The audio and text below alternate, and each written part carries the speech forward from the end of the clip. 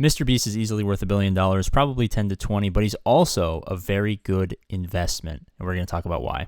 We spent the first decade building platforms and getting them to scale. Well, the value that was captured was trillions of dollars, essentially to Apple and to Google. And they did that by basically attracting billions of monthly active users to their platform. Then this next wave were the apps, Facebook, QQ, Tencent, TikTok, Twitter, Snapchat, that whole panoply of apps. And interestingly, they were in many ways an atomized version of the platforms, right? They sat on top of them.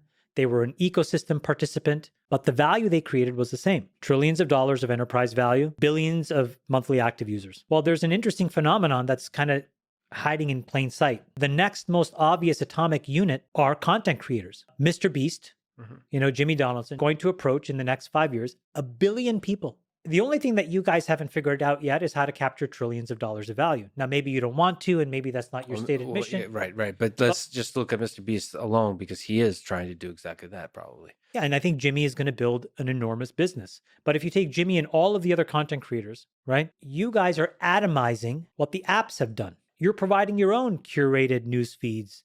You're providing your own curated communities.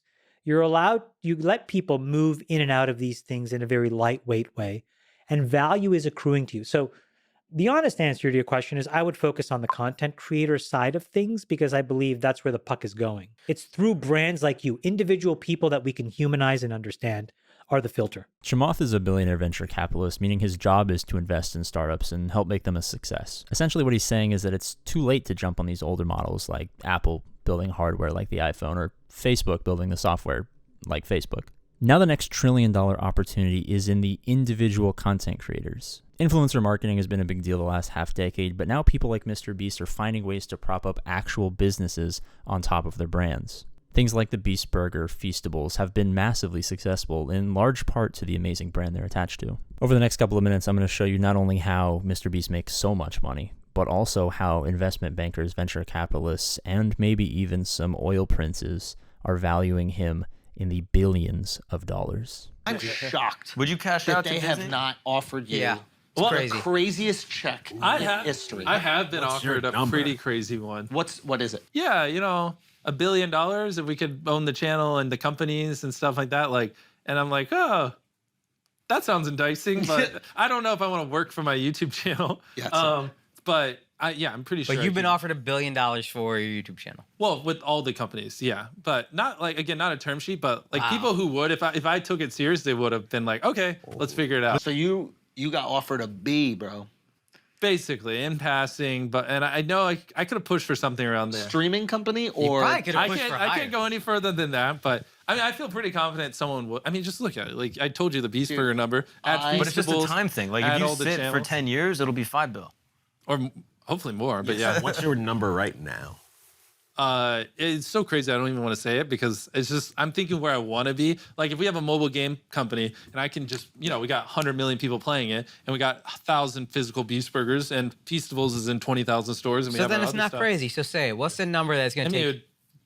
I'm going to sound dumb, but Yeah. probably like 10 billion, 20 billion. At something least. Like that. I Yeah. thought if you have that's more than 100 million reasonable. people playing the but mobile game, Yeah, but that's where, if they give me the money now, but obviously in the future, I think we could be worth way more.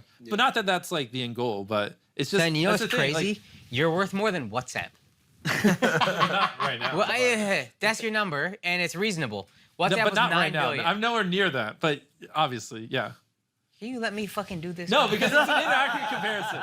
Give 5 years, yes. While it might initially sound crazy to think that Mr. Beast is worth $1 billion right now, it's much more realistic when we break it down. If investment bankers were going to sit down and do a valuation on Mr. Beast, here's some of the things that they would consider. First, the ad revenue of the Mr. Beast channel, Beast Gaming, Beast Reacts, Beast Shorts, Beast 2, Beast Philanthropy, and every single other non-Beast channel. I meant to say non-English channel because he has a lot of them, and they make a ton of money, but I'm at work, so I don't want to redo that clip from yesterday, so enjoy the rest of the video. The reach of these channels is in the hundreds of millions of views a month and will steadily improve towards easily 1 billion. The Squid Game video, for instance, made just over $1 million, and he's said to right now be making about $4 million a month just from ad revenue. Obviously, that will scale up with time. Next, we have to consider the unimaginable amount of money that he is making and can be making from his in-video sponsors. Not only does he have a massive reach with an audience that loves him, but he is very, very good at actually integrating these ads, which companies, let me tell you from experience,